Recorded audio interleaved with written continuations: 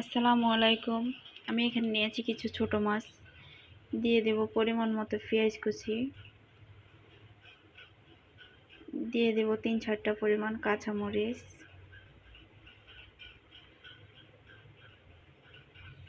দিয়ে দেব পরিমাণ মতো আদা বাটা, রসুন বাটা। আমি এখানে মাঝারি সাইজের 2টো আলু কেটে নিয়েছি চিকন চিকন করে।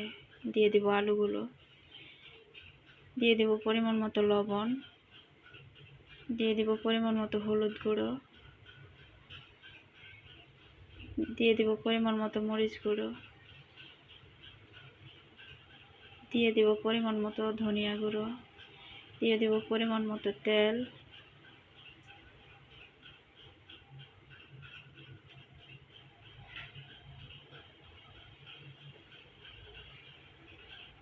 এবার আমার সবগুলো উপকরণ দেওয়া হয়ে গেলে ভালোভাবে সবগুলো উপকরণ ভালোভাবে মেখে নেব।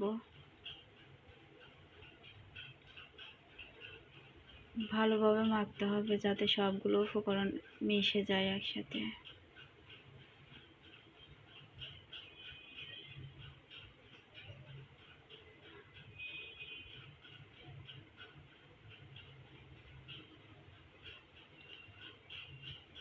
দিয়ে দেব পরিমাণ মতো পানি।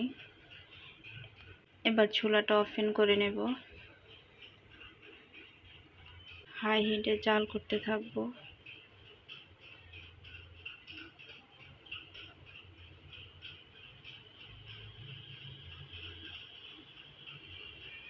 এ পর্যায়ে আসলে আমি ঢাকনাটা দিয়ে দেব। এবার আমার হয়ে গেল ছোট মাছের ঝোল রান্না করা, দারুণ এবং সুস্বাদু খেতে।